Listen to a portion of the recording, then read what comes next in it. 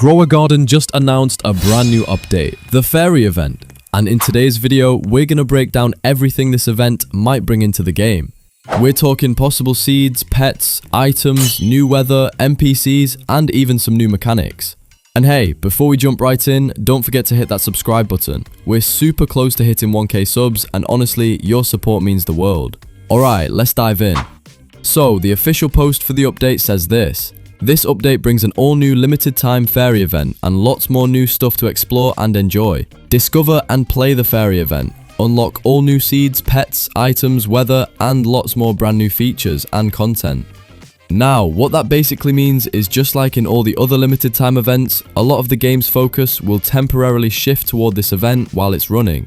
Think about Zen, Prehistoric, or Beanstalk. Each of those events made players adjust their farming strategy. And that's exactly what we'll need to do again here for the fairy event. And by the way, I'll also be making a separate video that's more like a checklist. The things you should do before the update actually drops. So make sure you don't miss that one. Now, here's where it gets really interesting. While scrolling through YouTube, I came across a post from Crowblocks. Shout out to him, seriously one of my favorite Grower Garden creators. And in the comment section of that post, somebody mentioned something that instantly caught my attention. They said, if you go to the main GAG server and search Scampershroom, you'll see two posts by me from a month ago suggesting a fantasy-themed event. I really hope to see some inspiration from the pet and fruit models I made. Of course, I had to check it out myself, so I went over to the official Discord, searched it up, and yup, the post was really there way back in July.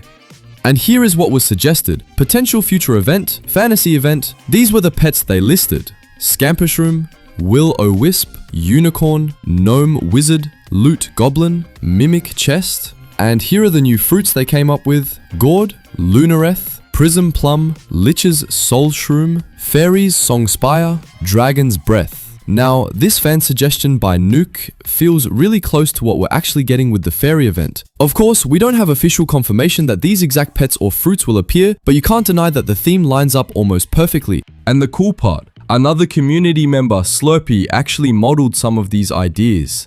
They didn't just stop at concepts, they even animated the pet designs, and honestly, they look so good.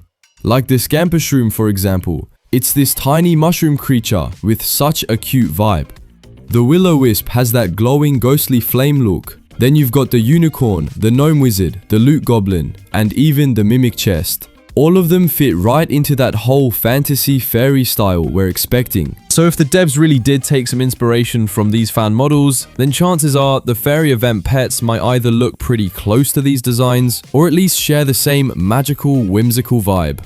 And it's the same story with the seeds. Fan-made fruits like Prism Plum or Fairy Songspire feel like they could easily slide into this update. They have that sparkly, enchanted look that just screams fairy event. Now let's actually step back and take a closer look at the official teaser image for this update. If you zoom in carefully, you'll notice a small house built into the tree. And immediately, that kind of hints at something we've seen before in Grower Garden, an NPC location. Think about it. In the Zen event, we had the Zen NPC who accepted your harvested plants in exchange for Zen coins. In the Beanstalk event, you had to climb and interact with the giant NPC, grind for the Griffin pet, and work toward all those event rewards. And in the Prehistoric event, remember the NPC, her name escapes me right now, that she was the one giving out quests, and if you finish them, you'd eventually unlock the Bone Blossom. So it's very likely that the treehouse in the fairy event is going to belong to a fairy NPC. That character could be the one assigning quests or asking for specific harvests in exchange for event currency or rewards. If that's the case, then the event structure will probably be the same as usual. Farm or harvest specific event crops, turn them into the event NPC, collect the event currency, and then trade that in for seeds, pets, or exclusive items. Kind of like with Beanstalk, where you submitted certain plants, like woody ones, and grew the tree further for rewards. Now let's talk about the grind, because this is the part that really makes or breaks these events. Looking back, every event in Grower Garden has been heavily grind-based. Zen had you farming tons of Zen-themed plants, especially Tranquil and Corrupted Mutations. Prehistoric made you work through quests to get the Bone Blossom, plus grind the Dino Machine for pets like the T-Rex. Beanstalk had you climbing stage after stage, unlocking rewards along the way like the Spriggan, and of course, farming those Skyroot chests. The fairy event is almost definitely going to follow that same structure, so expect things like farming brand new fairy themed plants, possibly collecting mutations tied to the event, especially since the game often connects new weather with events, and then exchanging those with the NPC in the fairy treehouse. Now, personally, I'm hoping they add some kind of twist this time. Don't get me wrong, the pets and seeds are always exciting, but sometimes the grind feels too similar from one event to the next. If the fairy event brings in something like a new weather effect or maybe a unique style of questing, that would really help it stand out. Oh, and let's clear something up because I've seen a lot of people posting about seed trading. I even saw a YouTube post about it with tons of likes and comments, so I know some of you might have run into that too. But honestly, I think that was just a fake post spreading around. I even checked out Jandal's TikTok and yeah, he's huge now, over 11 million followers, which is crazy considering he was just at 1 million not long ago. Anyway, he actually addressed it in a video and straight up said that seed trading is not happening. Seed trading is officially coming and it's going to change the game forever. There's a brand new trading system with its own... That's a lie! That's a lie! It ain't coming! My wife. And to be real with you guys, I'm kind of glad, because yeah, seed trading might sound cool on the surface, but it could easily ruin the in-game economy.